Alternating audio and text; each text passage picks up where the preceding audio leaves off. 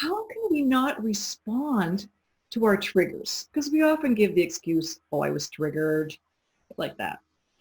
So we can have so many triggers from past traumatic experiences. So maybe you can share, how do we recognize, number one, that we're even being triggered, Mhm. and what that could look like so we Yeah, recognize it. for And sure. then maybe go on to perhaps preventing a triggered reaction. Yes, absolutely. So like you're saying, it's a really good starting place to recognize what a trigger actually even means or what it looks like. And to give a really simple definition, being triggered just means that my reaction to a given situation doesn't merit the actual situation itself. So for example, if somebody steals my pencil Mm-hmm. and I yell at them and scream at them and hit them and have this extreme emotional reaction, that's likely a trigger because somebody stealing my pencil isn't that big of a deal. And that's very likely that that's bringing something up in me from the past. A past regrettable incident that we Yes. couldn't do anything about, or that really Yeah. traumatically affected us. Yeah. Somehow that reminded me, maybe that person who stole my pencil reminded me of somebody who's wronged me in the past. Or maybe it was the act of stealing itself, which, my trauma could involve.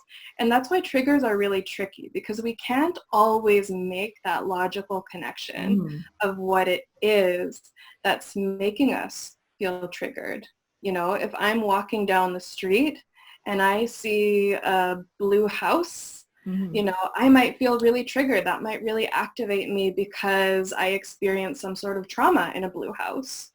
Or, We don't put two and two together. We have no idea yeah, why. we don't put that together. Or, if somebody's being really nice to me, for example, I might get triggered because maybe not a lot of people have been nice to me in my past. So I have this extreme emotional reaction, even though this person is being perfectly kind and lovely to me. It doesn't match, my emotional reaction doesn't match the actual situation itself. So how do we realize that our emotional reaction isn't matching? Maybe we just think that's a normal reaction. Mm-hmm. Well, part of that, in the moment, it probably does seem like a normal reaction, because when we're triggered, the logical mind isn't online at that point. Right. So while the trigger is happening, that's all we know. The mindfulness of stepping back and recognizing, oh, well, this is from my past. That's just not there for most Right. people in that moment. So it's a tough place to be caught in. Sorry, what was your initial question? So how do we recognize that our reaction is a triggered reaction? Like, what sort of behaviors would we be exhibiting? Yeah, yeah. Well, I often talk about how mindfulness is a helpful place to start. So first of all, if I'm noticing that I'm experiencing some sort of emotional activation, first of all, I just need to notice that, and I need to care for myself before even evaluating whether this is a trigger or not. I need to be like, okay, something is going on inside of me. I need to care for myself. And more often than not, it's going to be helpful to start with taking care of our body. Because Mhm. if I try and challenge my thoughts and, use my thinking to try and bring myself down, odds are I'm just going to feel more anxious or more triggered or more activated because my logical mind isn't online in that moment. So you're saying use our body. How? Yeah, so there are several ways we can do that. A really great way to start, this is a strategy that was shared with me by an old supervisor of mine, is called the name it to tame it Mm. exercise. Mhm. So first of all, I'm just going to name one sensation in my body. So let's say for me, that's a racing heart. Okay. I'm just aware of my racing heart right now, and all I'm going to do is try and take care of that. So maybe I'll take some deep breaths. Maybe I'll stretch out my chest so it feels like my breath has more space to move. Maybe I'll do some shoulder circles to release any tension I might have in my chest. I might stretch my neck out. But all I'm doing is focusing on that one sensation of my racing heart. Okay. And once I've dealt with that, maybe I'll move on to something else.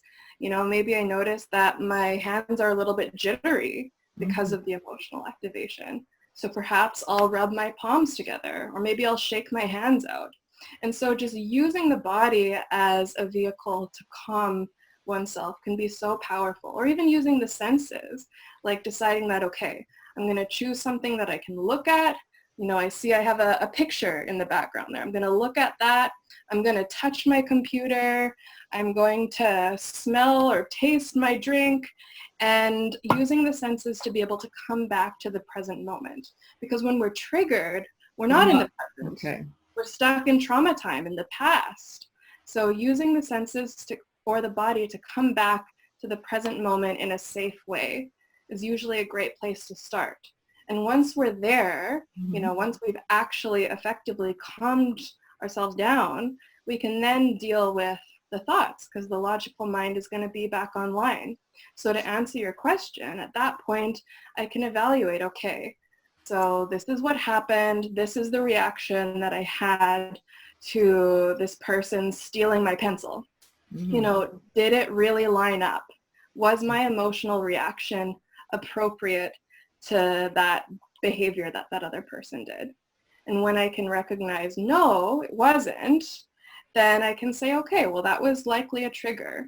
But if I were to evaluate, like, yes, actually that person really wronged me, let's say they did something much worse than stealing my pencil. Let's say they stole my wallet or something that means a lot to me. Right. Then that would probably merit me getting upset. So it's evaluating the two like that. So we're starting with evaluation, and by noticing the body, then we can come to the present and make a better judgment on how to respond, or why, the severity of the response that would be appropriate for us.